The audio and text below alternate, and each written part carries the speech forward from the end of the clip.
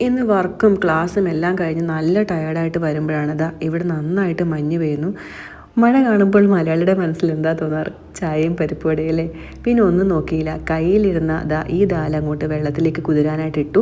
ഇതാകുമ്പോൾ ഒരു 10-15 മിനിറ്റ് കുതിർന്നാൽ മതി കേട്ടോ. ഒരു 1/4 സവോളയും പിന്നെ ഒരു പച്ചമുളകും ഇഞ്ചിയും ചോപ്പ് ചെയ്തെടുത്തു. 2 ഉണക്കമുളകും പൊടിച്ചങ്ങോട്ട് ചേർത്തു. പിന്നെ നേരത്തെ കുതിർത്തി വെച്ചിരിക്കുന്ന ദാൽ ഈ ചോപ്പറിൽ നന്നായിട്ടൊന്ന് ഗ്രൈൻഡ് ചെയ്തെടുത്തു. അരിഞ്ഞു വെച്ചിരിക്കുന്ന സവോളയും ഇഞ്ചിയും പച്ചമുളകും ഉണക്കമുളകും ഇതിലേക്ക് നന്നായിട്ട് ചേർത്ത് കൊടുത്തു. ആവശ്യത്തിന് ഉപ്പും കുറച്ച് കായപ്പൊടിയും കൂടെ ചേർത്ത് നന്നായിട്ട് ഇത് മിക്സ് ചെയ്യണം. ഇത് നന്നായിട്ട് മിക്സ് ചെയ്തതിന് ശേഷം ചെറിയ ചെറിയ ഉരുളകളാക്കി നമ്മൾ എണ്ണയിലിട്ട് വറുത്ത് കോരാനാണ് പോകുന്നത്. കുറച്ച് കറിവേപ്പിലയും കൂടെ ഉണ്ടെങ്കിൽ അടിപൊളിയാട്ടോ. പിന്നെ കുറച്ച് എണ്ണ ചൂടാവാനായിട്ട് അടുപ്പത്തേക്ക് വെക്കുക.